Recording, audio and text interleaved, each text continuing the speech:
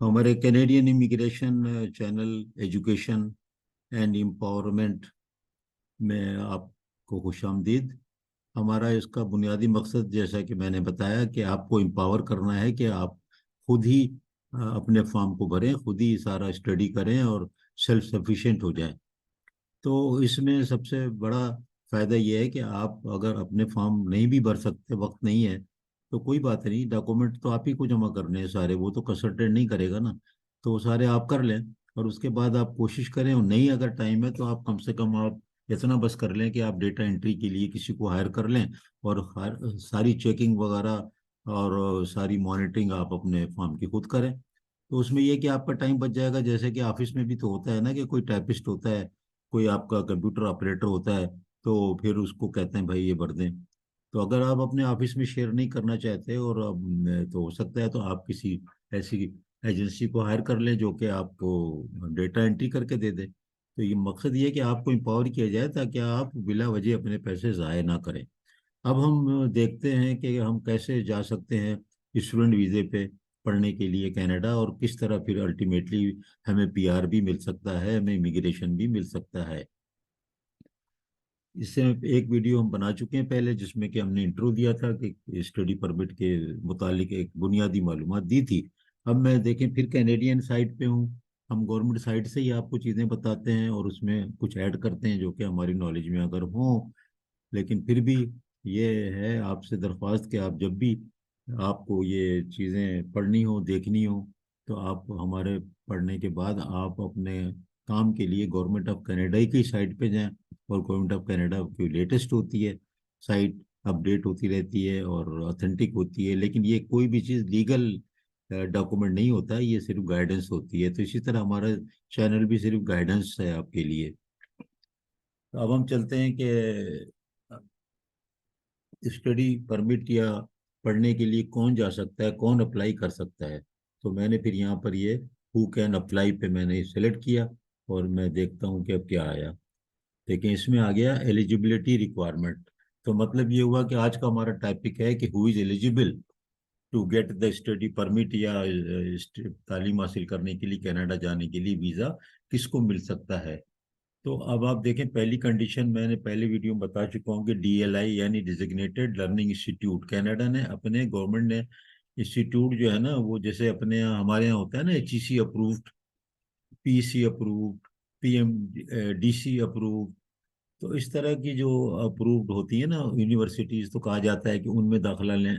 इसी तरह उन्होंने भी अपने इस तरह कर दिया है कि डिजिग्नेट कर दिए हैं कि आप इन जगहों पे दाखला लें, तो फिर आपको वर्क परमिट आपको मिलेगा। अगर आप नॉन डीएलआई में जाके दाखला लें, बहुत से लोग नहीं बताते, दाखला आपको दिला देते हैं, आप भी बहुत खुश होते हैं कि यार दाखला मिल गया, दाखला मिल गया, उसी पे ही मिठाई बांटना शुरू होते हैं। दाखला मिलना तो कोई बात नहीं है, ऐसे भी इंस्टीट्यूट है, पैसे दो दाखला ले लो जबानी। ऐसे भी तो है ना जो कि डिग्री ले लो पैसे दो, जाली। तो इनसे बचने के लिए जरूरी है। और देखो लिखा हुआ है ना एलिजिबिलिटी रिक्वायरमेंट, कहाँ लिखा हुआ है, मैंने तो नहीं लिखा ना, ये लिखा हुआ है गवर्नमेंट ऑफ कनाडा की साइट पे। तो इसका मतलब है कि ये मस्ट हो गया ना। तो आप जो है एलिजिबिलिटी रिक्वायरमेंट में पहला हो गया कि आप डीएलआई इंस्टीट्यूट में दाखिला लें। वो हम आपको अभी इस पे हाइपर लिंक पे नहीं जा रहे हैं, वो अलग से वीडियो बनानी पड़ेगी, वरना फिर तो बड़ा कंफ्यूजन हो जाएगा। तो हम उसको बाद में करेंगे। फिर दूसरा क्या है, दूसरा मस्ट आइटम क्या है। मस्ट इसलिए कि इन्होंने लिखा है, गवर्नमेंट ने, proof you have enough money to pay for your tuition fee. अब ट्यूशन फी का आपको, आपके पैसे होने चाहिए, और आपके एक्सपेंसेस जितने आप हैं मीट कर सकते हैं। आप जो है इतने सफिशिएंट फंड होना चाहिए। अब इस फंड के बारे में भी एक पूरा एक सिस्टम है, वो अलग से डिस्कस होगा। मैं यहाँ पर निशानदेही कर देता हूँ। वो सिस्टम ये है कि आप जब डायरेक्ट स्ट्रीम में जाते हैं, मैंने बताया ना, एक एचडीएस है स्टूडेंट डायरेक्ट स्ट्रीम, और एक है नॉन डीएस। तो नॉन एचडीएस में जो है ना, वीज़ा मिलने के चांसेस समझो हम लोगों के लिए तो बहुत ही मुश्किल है नहीं। उन मुल्कों के लिए फिर भी हो जाता है जिनकी करेंसी स्ट्रांग है, जिनकी इकोनॉमी स्ट्रांग है, और जो उनके टाइज जो है बहुत अच्छे होते हैं अपने कंट्रीज में। लेकिन अगर नहीं तो फिर एचडीएस में जाना होगा, उसमें फिर फंड की अलग रिक्वायरमेंट है। एक जीसीआई होता है, guaranteed cert income certificate, GIC, वो लेना पड़ता है $10,000 दे के, और फीस 1 साल की देनी हो, तो वो अलग डिस्कस करेंगे। बहरहाल यहाँ पर क्या हो रहा है, आपको डीएलआई इंस्टीट्यूट में दाखिला लें, इदारे में जो डीएलआई वाला हो, यानी गवर्नमेंट ने अप्रूव किया हो, और आप जो है आपके पास प्रॉपर फंड हो, कितने फंड हो अलग करेंगे, कंफ्यूजन हो जाता है बहुत आप। लेकिन मैं तो साइट दिखा रहा हूँ ना, आप खुद जाके देख लें। मैं उस तरह तो नहीं कर रहा जैसे और चैनल है कि आपको अपना ही जबानी बैठ के और पीछे लॉन होता है उसमें आपको बता रहे हैं। मैं तो आपको डायरेक्ट सारी बातें बता रहा हूँ। आपको पुलिस सर्टिफिकेट चाहिए। अब इस पुलिस सर्टिफिकेट में क्या डिस्कस करें, आपको पता है पाकिस्तान में कैसे मिलना है, कहाँ से मिलना है, आपको खुद ही पता करना पड़ेगा। मेडिकल एग्जाम को भी हमें कोई डिस्कस नहीं करेंगे, वो तो आपको मेडिकल एग्जाम तो देना ही है, मतलब मेडिकल का टेस्ट होता है और बहुत सी चीज़ें होती हैं, बायोमेट्रिक भी देंगे, वो सब अपनी जगह है। बहरहाल ये जो है ना मोस्ट इम्पॉर्टेंट कंडीशन, ये सारी यहाँ पर लिखी हुई है। और फिर proof to an officer that you leave Canada when you study permit expire. तो देखें बड़ा इंपॉर्टेंट है कि जो आपका इंटरव्यू लेगा ना उसको आपको साबित करना है कि आप जरूर पाकिस्तान वापस आएंगे। तो आपकी अगर यहाँ पर एक अच्छी सी जॉब है ना, तो उसी में दाखिला ले लें। मिसाल के तौर पे आप पढ़ा रहे हैं, ठीक है, कंप्यूटर साइंस, आप उसी में आगे वहाँ दाखिला ले लें 1 साल के उसमें। एंड आपके यहाँ पर से छुट्टी ले लें, अगर मिल जाती है तो बहुत अच्छी है।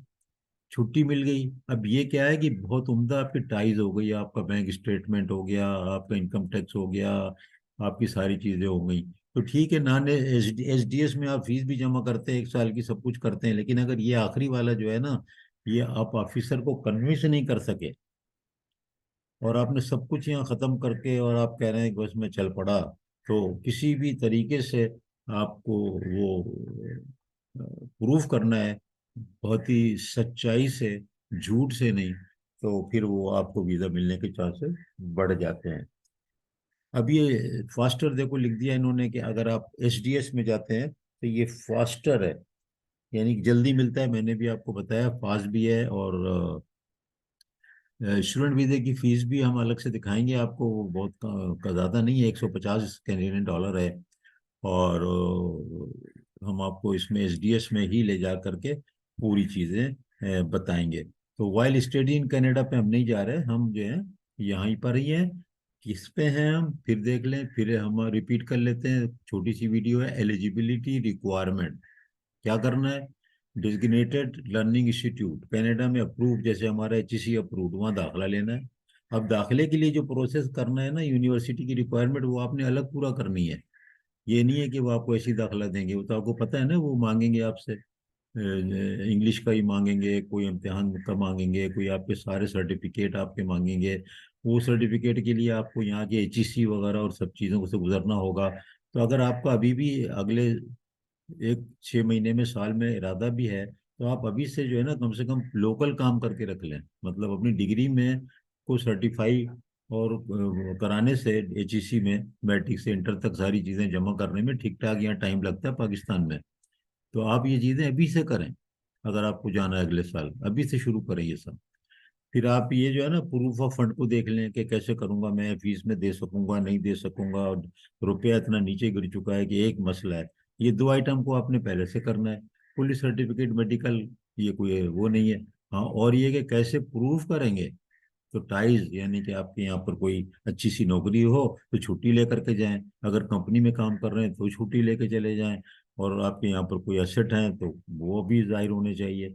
लेकिन कैश वैश काउंट नहीं होता कि आपका मेरा 25 लाख रुपया है। 25 लाख रुपया तो आप एक दिन में इधर से उधर दूसरे कंट्री में बेच सकते हैं और लेके भी जा सकते हैं, पैसे थोड़े थोड़े करके, तो वो काउंट नहीं होगा। वो भी जीसीआई तो आपको लेना होगा, यानी गारंटीड इनकम सर्टिफिकेट, जीआईसी, वो आपको लेना पड़ेगा। वो भी मैं बताऊंगा कि कौन कौन से बैंक हैं कनाडा में जहाँ से आपको लेना चाहिए। वो भी अप्रूव्ड है, मतलब सब काम उन्होंने बहुत अच्छी तरह किया होता है। इस तरह नहीं है कि वो आपको कुछ पता ना चले। और हमारा मकसद ये है कि आपको सब पता चले। और कहाँ से पता चले, आपको सीधा सीधा ये गवर्नमेंट ऑफ कनाडा की साइट से पता चले। यहीं से दिखा रहा हूँ, यहीं से बता रहा हूँ।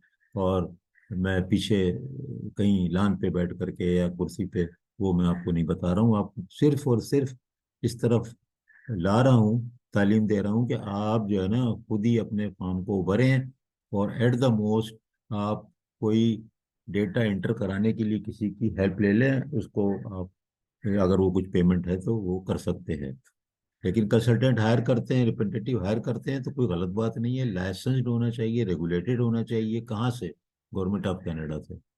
उसके अलावा कोई नहीं चलेगा। गलती हो जाएगी, गड़बड़ हो जाएगा, कि आपको कोई भी कह रहा है कि मैं कर दूं, तो वो फिर उसको रिप्रेजेंटेटिव नहीं बनाइए, फॉर्म भरवा लीजिए। रिप्रेजेंटेटिव नहीं बनाइए। रिप्रेजेंटेटिव उसी को बनाइए जो कनाडा से रेगुलेटेड लाइसेंस याफ्ता कंपनी या कंसल्टेंट हो। इसको याद रख लें। तो बहरहाल स्टडी परमिट का मैंने आपको बताया कि हु कैन अप्लाई, यानी कौन अप्लाई कर सकता है। स्टडी परमिट वीज़ा नहीं होता, वीज़ा अलग से मिलता है, वो अलग हम बताएंगे आपको।